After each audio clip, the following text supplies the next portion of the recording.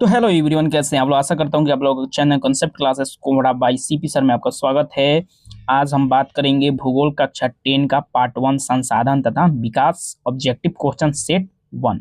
तो चलिए दोस्तों, हम लोग इस वीडियो को आगे बढ़ाते हैं। इसमें हम लोग बात करेंगे, देखिए परिचय इसमें हम बता दे रहे हैं कि इस अध्याय में संसाधनों के प्रकार, मृदा, भूमि संरक्षण, खनिज ऊर्जा संसाधन, सतत विकास से संबंधित महत्वपूर्ण तथ्यों का अध्ययन किया गया है। नीचे दिए गए प्रश्न बिहार बोर्ड में पूछे गए हैं, इसको याद रखना है।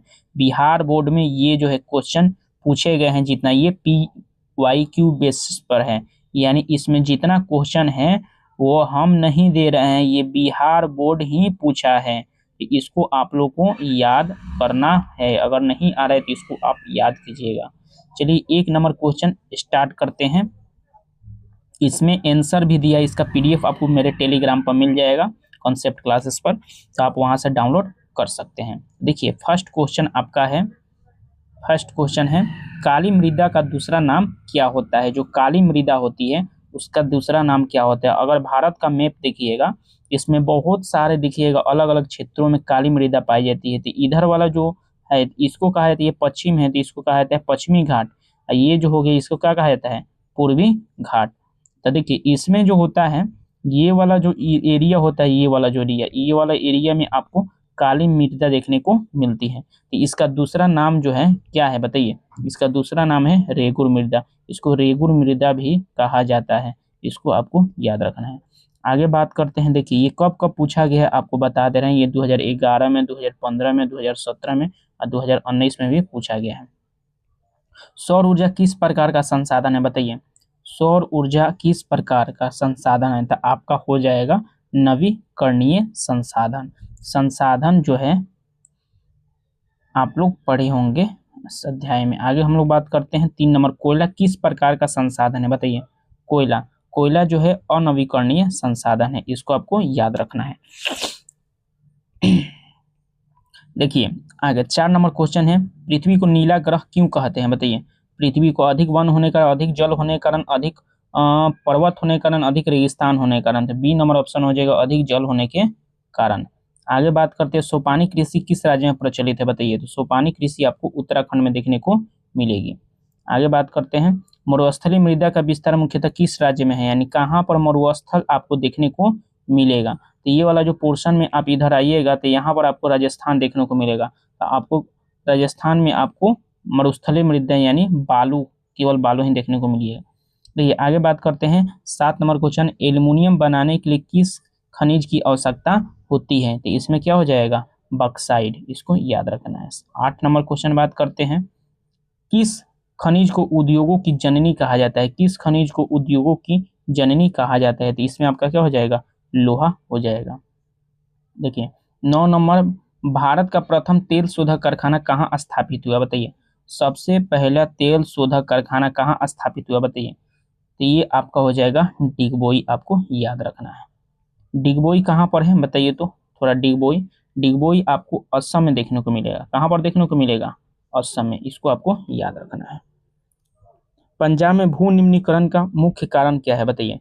पंजाब में भू निम्नीकरण का अधिक सिंचाई, अधिक सिंचाई से क्या होता है, भूमि का निम्नीकरण हो जाता है, यानी भूमि जो है वहाँ की मिट्टी हट जाती है।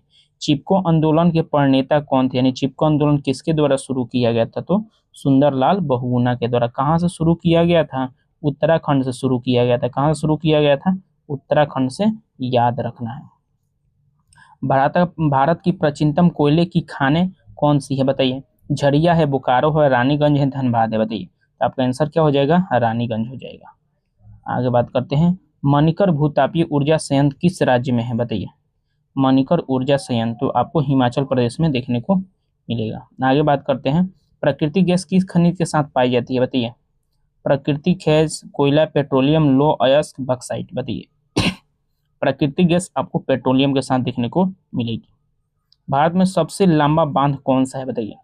भारत में सबसे लंबा बांध हीराकुंड बांध है। हीराकुंड की बांध की बात करते हैं, हीराकुंड किस राज्य में है, आपको उड़ीसा में देखने को मिलेगा। आपको कहाँ देखने को मिलेगा, उड़ीसा में। किस नदी पर है, महानदी पर है। किस नदी पर है, महानदी पर। देखिए भारत का सबसे बड़ा मानव निर्मित जलाशय कौन सा है बताइए। भारत का सबसे बड़ा निर्मित, तो आपका आंसर हो जाएगा नागार्जुन सागर। किस नदी पर है? कृष्णा नदी पर है, आपको याद रखना पड़ेगा। नागार्जुन सागर बांध याद रखिएगा। कृष्णा नदी पर, कृष्णा या शायद नर्मदा नदी पर है, नर्मदा, इसको देख लीजिएगा शायद। देखिए, प्रथम पृथ्वी सम्मेलन कहाँ पर हुआ था? प्रथम पृथ्वी सम्मेलन कहाँ पर हुआ था? Rio de Janeiro. ये कहाँ पर है? ब्राजील में हुआ था, आपको याद रखना है। 1990। आगे बात करते हैं, द्वितीय पृथ्वी सम्मेलन कहाँ हुआ था, बताइए। द्वितीय पृथ्वी सम्मेलन कहाँ हुआ था? बी नंबर हो जाएगा, जोहान्सबर्ग में। आगे बात करते हैं, संसाधन होते नहीं बनते हैं, यह कथन किनका है, बताइए। माल्थन का है, जिमरमैन का है, किसका है? तो ऑप्शन बी हो जाएगा, जिमरमैन। सतत पृथ्वी विकास को किस आयोग ने दी थी, बताइए। बुटलैंड आयोग, इसको आपको याद रखना है। आगे बात करते हैं, ज्वारीय ऊर्जा किस प्रकार का संसाधन है, बताइए। ज्वारीय ऊर्जा आपको किस प्रकार का संसाधन है? ज्वारीय ऊर्जा बताइए। तो ज्वारीय ऊर्जा पुनः पूर्ति योग्य संसाधन है। पवन ऊर्जा किस प्रकार का संसाधन है, बताइए। नवीकरणीय अनवीकरणीय जैव संसाधन खनिज, तो ये हो जाएगा आपका नवीकरणीय। ये संसाधन के रूप में किस पदार्थ का अस्तित्व किस पर निर्भर करता है, बताइए। तो ये आपका आंसर क्या हो जाएगा? उपयोगिता, यानी उपयोग के आधार पर अस्तित्व निर्भर करता है। भारत में 2001 में वन का विस्तार कितने प्रतिशत भौगोलिक क्षेत्र पर है, बताइए। तो 19.27% आपको याद रखना है। सबसे कीमती अनवीकरणीय संसाधन कौन सा है, बताइए। अनवीकरणीय संसाधन कौन सा है? खनिज है, सबसे कीमती होता है। खनिज में आपको बहुत सारा चीज देखने को मिलता है, जिससे हम लोग क्या करते हैं, उसको निकाल कर शुद्ध करते हैं, शुद्ध कर कर उससे हम अलग अलग कामों में उपयोग करते हैं। आगे बात करते हैं, देखिए 25 तक ये क्वेश्चन समाप्त हो गए। ये सेट 1 है, सेट 2 आएगा 26 से लेकर 50 तक, उसमें आपको और क्वेश्चन कराया जाएगा जो बोर्ड मॉडल है।